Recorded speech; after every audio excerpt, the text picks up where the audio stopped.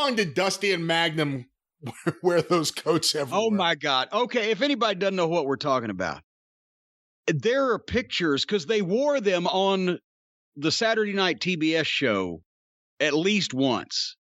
It was I'm going to say, late winter of 1986. And I'm thinking that Dusty got one and Magnum decided he had to have one too, but Dusty got it first. But nevertheless, both of them got these matching and men's fur coats. I didn't even know they made them. This is the goddamnest thing I've ever seen.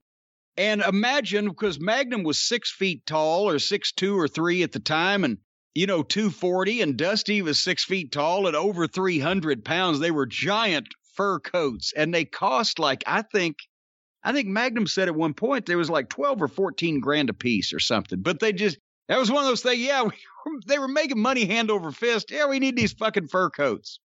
And they wore them on TBS that weekend, and it was a weekend we were at the Philadelphia Civic Center. We're going up north in Philly, and it's late winter, so it's cold, and they wore those coats. And that's the only time I think I ever saw them wear those fucking coats again. It was great, being cold weather in these fur coats, but then you had to lug these fucking things around, and it was as big as a goddamn, if they'd killed a small mule, and they're having to fucking carry them around, and it wasn't something you could just wear all the time, and Lord knows you couldn't wear it in hot weather. And I think that was the year that the air conditioning went out in Crockett's plane.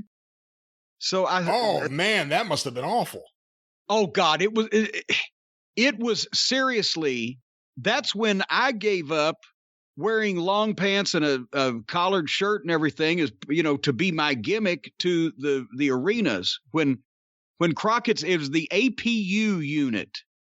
Some of our folks in the service and airline industry that listen might understand what that is. But in Crockett's private plane, the Gulfstream, that burn out, and it was going to be such and such money to get it fixed, and they were going to do it and never did. But in the summertime, especially sitting on the runway ready to take off, it would be 110 degrees, and you couldn't open the fucking window, right? So until we got up in the air where it was cool outside, it was fucking a blast furnace in there. So I was wearing shorts and short sleeve shirts, and everybody was just like wearing gym clothes that they could sweat in, because it was brutal. But Flair still looked fucking great somehow in his fucking suit and everything. I have no idea. He should have been melted.